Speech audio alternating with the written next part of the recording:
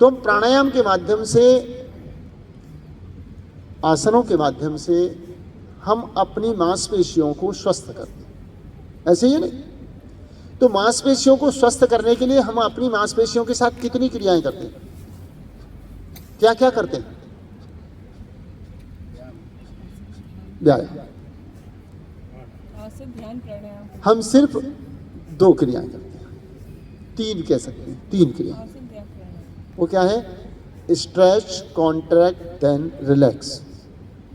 सारी मांसपेशियों के सभी आसन और प्राणायाम में एक ही क्रिया होती है, या तो उसे खींचते या सिकोड़ते। साइड में मुड़े, इधर स्ट्रेच हुआ, इधर कॉन्ट्रैक्ट हो गया, इधर झुके, आगे झुके, पीछे झुके, मंडूकासन किया। हम अपनी मांसपेशियों के साथ 2 ही क्रियाएं करते हैं, या तो स्ट्रेच करते हैं या कॉन्ट्रैक्ट करते हैं, और तीसरी क्रिया है रिलैक्स। किसी भी मांसपेशी को स्ट्रेच कीजिए, कॉन्ट्रैक्ट कीजिए और रिलैक्स कर दीजिए, वो हल्की हो जाएगी। अब कपालभाति में हम किस किस का स्ट्रेच कॉन्ट्रैक्ट कर रहे हैं?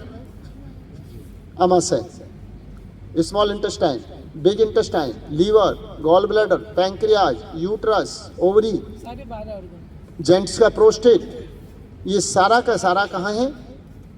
पीठ में। अब क्रियाएं क्या कर रहे हैं हम? Stretch, contract, then relax. और तो तीसरी क्रिया है ही नहीं, चौथी क्रिया तो है ही नहीं। इन्हीं 3 से हम पूरे शरीर को स्वस्थ करते हैं।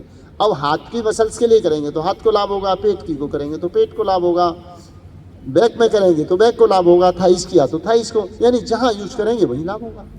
पूरे व्यायाम का एक ही मेथड है। यही सार है। हाँ जी, पूरे व्यायाम का यही सार है। यही सार मूल है। अब इसमें नहीं बोलने दीजिए, प्रश्न आते हैं, उससे कुछ नया जानने को मिलता है। प्रश्न मन में उठता है तो वो परेशान करता है, प्रश्न को तुरंत समाधान ना हुआ तो वो फिर आगे नहीं बढ़े। कोई बात नहीं, कोई चिंता नहीं करो। अब एक शब्द निकल कर आया, व्यायाम।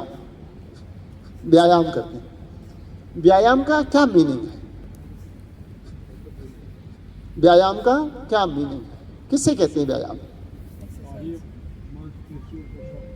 जो मांसपेशियों को स्वस्थ करता है, जो मांसपेशियों की शरीर की मूवमेंट करते हैं उसे व्यायाम कहते हैं, यही है ना? व्यायाम का आपको एक अलग अर्थ बताऊंगा। स्वामी जी महाराज ने मुझे एक आदेश किया कि एक MBA कॉलेज में आपको लेक्चर देना है, और मैं लेक्चर देने के लिए मैंने तैयारी क्या की? एक शब्द पर काम किया। शब्द क्या है? व्यायाम। व्यायाम क्या है? व्यय कहते हैं खर्च, एक्सपेंसिव। आयाम इनकम। आय और व्यय में संतुलन योग, असंतुलन रोग। तो जितना खाते उतना काम करो, और जितना काम करते उतना खाओ। जितना खा सकते हो उतना पचाओ, और जितना पचा सकते हो उतना ही खाओ। हेल्थ का बिल्कुल आपको कुंजी मिल गई, चाबी मिल गई। जो पचा सकते हो वो खाओ, जो नहीं पचा सकते हो मत खाओ। जितना पचा सकते हो उतना खाओ, है ना? और आपका जितना फिजिकल वर्क है, जैसा वर्क है, जैसे भोजन, जब हम डाइटिशियन भोजन डाइट चार्ट बनाता है तो अलग अलग बनाता है ना। अब मान लीजिए इस बेटी को और इन भाई साहब को, दोनों जने एक ही डॉक्टर पे पहुंच जाओ, डाइट चार्ट एक जैसा हुआ क्या? नहीं। इसको चाहिए कैलोरी, इसको चाहिए फैट, है ना, प्रोटीन, और इनको क्या चाहिए?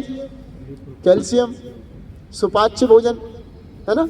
ऐसे एक प्रेग्नेंट वुमेन और एक नॉर्मल वुमेन, दोनों का अलग होता है।